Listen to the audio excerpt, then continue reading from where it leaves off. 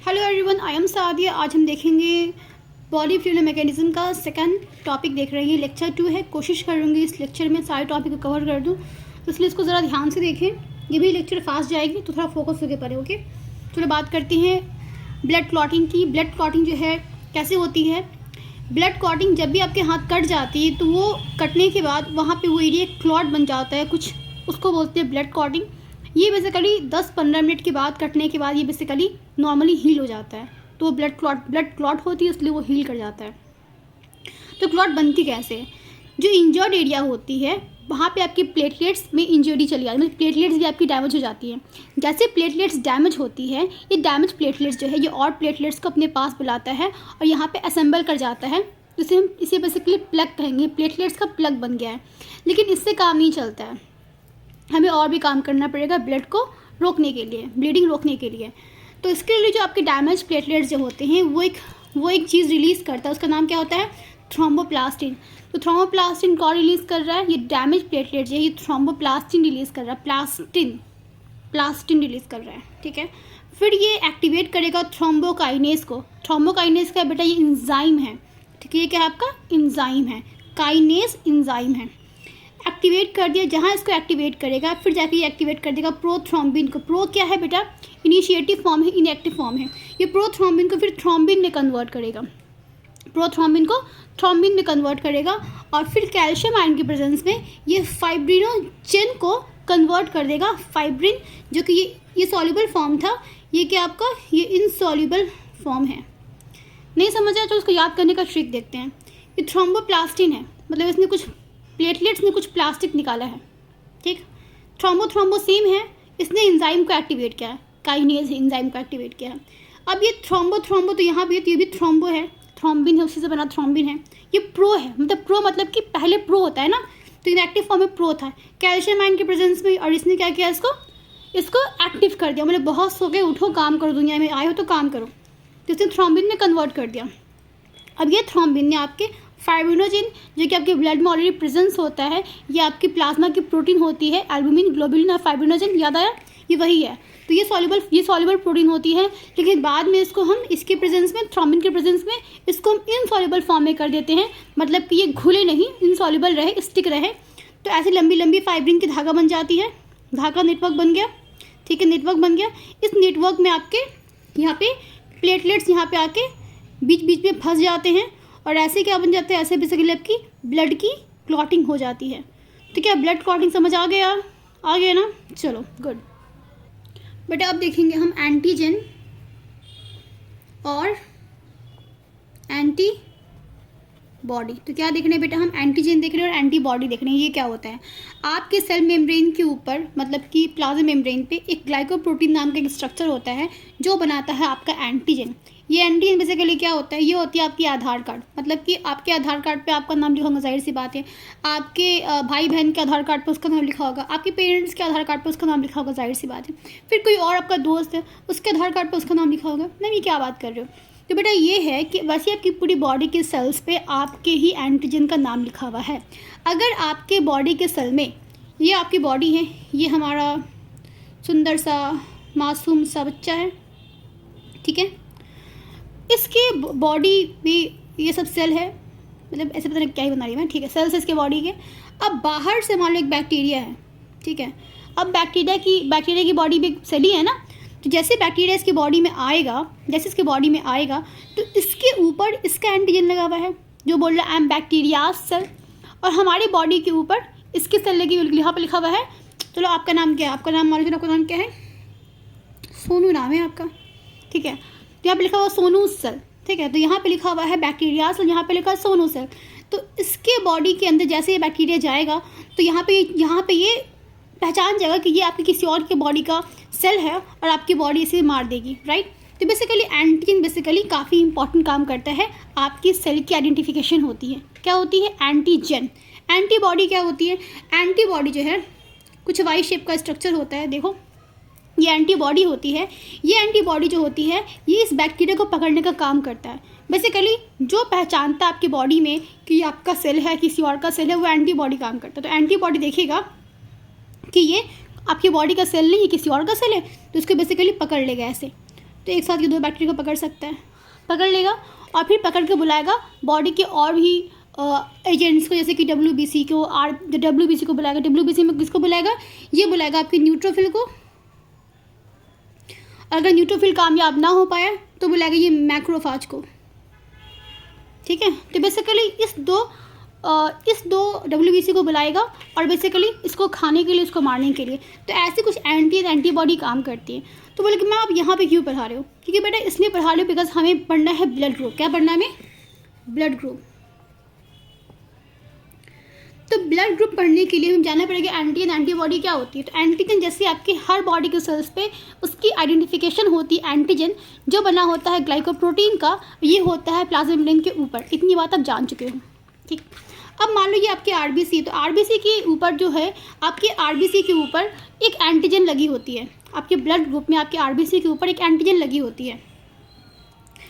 अब वो एंटीजन 2 तरह का एंटीजन होता है, अभी जस्ट उसकी हम बात करेंगे।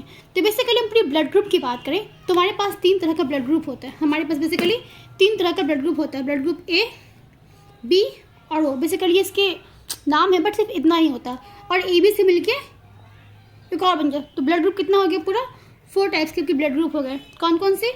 A, B, AB और O, ठीक है। ये पूरे ब्लड ग्रुप है।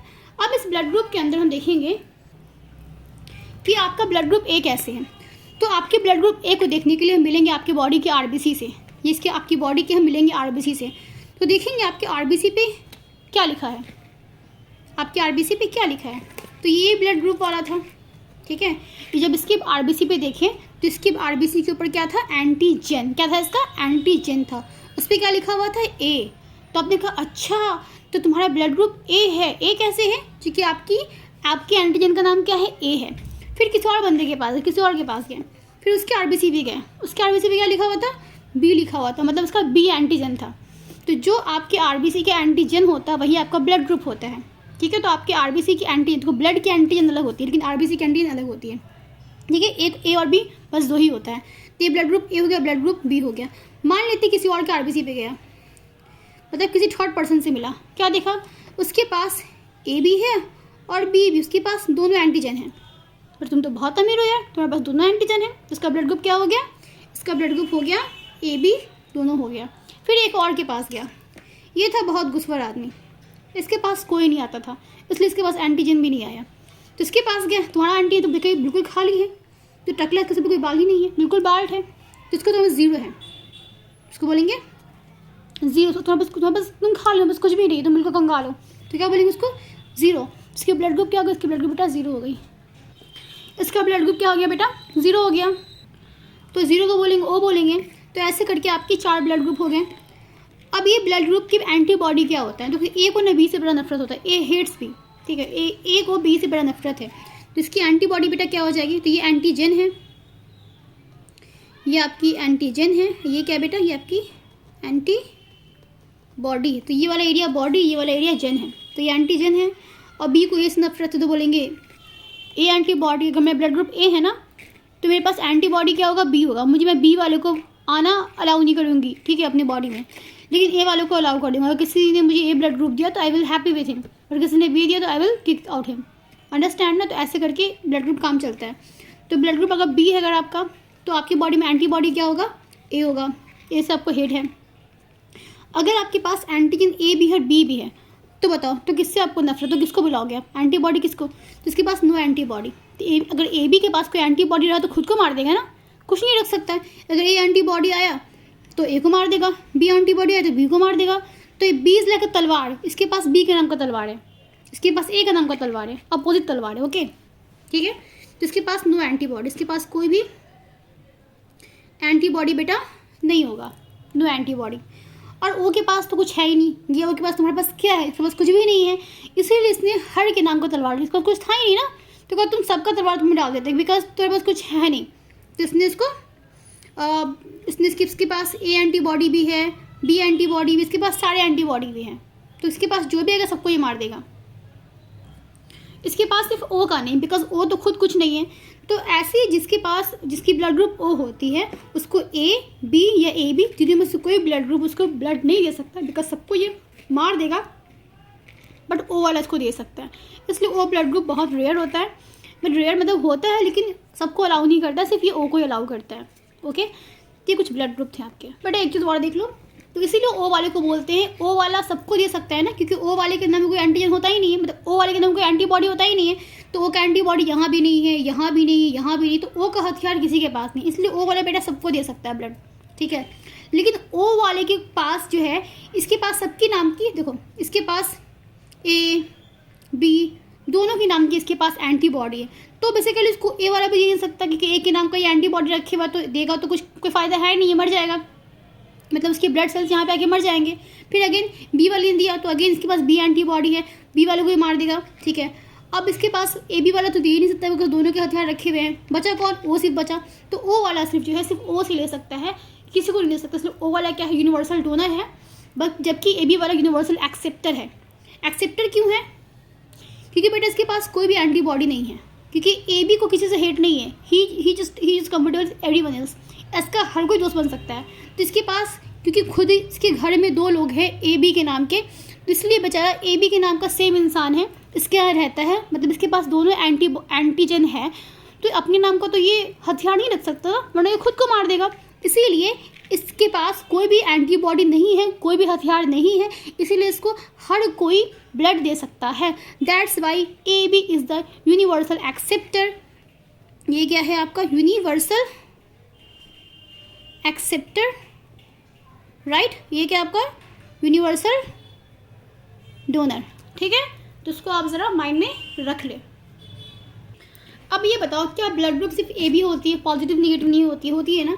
तो ज़रा बात करते हैं ये पॉजिटिव नेगेटिव ब्लड ग्रुप कैसे होती है। तो उसके लिए हम देखेंगे आर एच फैक्टर।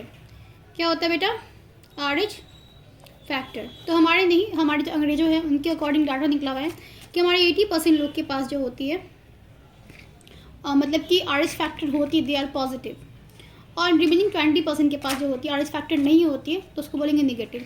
तो अगर आपके आरबीसी पे ए ब्लड ग्रुप भी, ए एंटीजन भी है, इसके अलावा आर एच भी है, तो बोलेंगे आप मुबारक हो, आप ए पॉजिटिव हैं, ठीक है। लड़ा कितना तारीफ़ की बात कर रहे हैं, चलो ठीक है आगे बात करते हैं, ठीक है।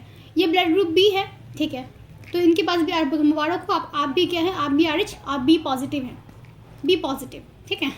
आगे बात करते हैं, फिर हम जाएंगे किसी और के पास, बोलेंगे इसके पास ए नाम का एंटीजन है लेकिन आर एच नाम का कोई एंटीजन नहीं है, टकला है यहाँ से, तो बोले मुबारक हो, मुबारक नहीं हो, बहुत अफसोस के साथ बोलना पड़ रहा है, and I feel very sorry कि आपके पास आर एच नहीं है, इसलिए आप आर एच, इसलिए आप ए निगेटिव हैं। ऐसे नहीं बोलना किसी को, ऐसे ही बोल रहे हैं, अफसोस के साथ बोलना पड़ रहा है। ये क्या है, ये क्या, ये बी ब्लड ग्रुप है, ये बी ब्लड ग्रुप है, मतलब बी एंटीजन है, इसके पास था, इसके पास नहीं है, तो नो आर एच फैक्टर, तो नेगेटिव हो गया। ये ओ है, इसके पास ओ नाम का तो एंटीजन था नहीं बेचारे के पास, लेकिन कम से कम इसके पास आर एच था, तो क्या बोलेंगे, ये ओ पॉजिटिव हो गया। अगेन ये ओ है, ये बहुत ज़्यादा गुस्सा है, इसके पास ओ का तो ओ तो खुद कोई एंटीजन होता नहीं है, तो ओ तो कुछ था नहीं ऑलरेडी, इसके पास आर एच भी नहीं है, तो ही इज़ कम्प्लीटली बार्ड, कुछ नहीं है इसके पास, राइट। तो बोलेंगे आप ओ नेगेटिव हैं, आपके पास कोई भी नहीं आएगा, कोई भी नहीं आएगा, तो O negative is very rare blood group, तो ये नहीं होना चाहिए, वरना दोनों बहुत मुश्किल से बोलेंगे आपको, क्या। बट ये आर एच फैक्टर का डिस्कवरी हुआ कैसे, तो रेसस मंकी पे हमने ये एक्सपेरिमेंट करा था, और वहाँ पे देखा था कि हमारे आरबीसी के ऊपर एक और फैक्टर होता है जो हमारे ब्लड ग्रुप को डिसाइड करता है, वो पॉजिटिव निगेटिव है। तो ऐसे हमने देखा था, और ये हमारे रेशियो में, हमारे इंडियंस की आबादी में भी क्या होती है, ज़्यादा से ज़्यादा पॉजिटिव होते हैं, नेगेटिव बहुत कम होते हैं। तो बेटा इस पर एक और है टॉपिक, इसका नाम है एरिथ्रोब्लास्टोसिस फेटालिस। आई होप आपको समझ आ रहा होगा, थोड़ा सा मज़ा भी आ रहा होगा, क्योंकि मैं कोशिश कर रही हूँ आपको जल्दी टॉपिक कवर कर दूँ, क्योंकि एग्ज़ाम बहुत नज़दीक है आपका, तो एक टॉपिक, एक ही लेक्चर में आप सब कुछ पढ़ लो। एरिथ्रोब्लास्टोसिस बेसिकली क्या होता है, फेटालिस क्या होता है। बेसिकली फीटस के बहुत सारे आरबीसीज टूटना, इस टॉपिक का मतलब है, टूटेगा कैसे, उसके लिए एक मदर है, ये क्या है, हम टूटेगा कैसे, ऐसी बदतमीज़ी कोई नहीं, चलता है, ठीक है। तो ये एक सुंदर सी हमारी मदर है, ठीक है, तो ये हमारी एक मदर है, ठीक है। तो मदर की बॉडी चलो, तो बेसिकली मदर की टमी में, मदर का ये पेट है, बच्चा मम्मा का टमी में होता है ना, ठीक है। तो मदर के पेट के अंदर क्या है, ये एक फीटस डेवलप हो रहा है, ये एक फीटस डेवलप हो रहा है, ठीक है। ऐसा लग रहा है जैसे कौन सा जानवर है, 4 पैरों वाला, ठीक है। तो बेसिकली ये फीटस मदर की बॉडी टमी में डेवलप हो रहा है। तो मदर अगर निगेटिव है, इसमें बेसिकली है टॉपिक काफ़ी लंबा, लेकिन मैं शॉर्ट कॉट में हर एक टॉपिक बता दे रही हूँ आपको। तो अगर ये डिज़ीज़ तभी हो सकता है, ये मतलब ये डिज़ीज़ नहीं, ये चीज़ तभी हो सकता है जब मदर निगेटिव हो और बच्चा पॉजिटिव हो। तो अगर एक निगेटिव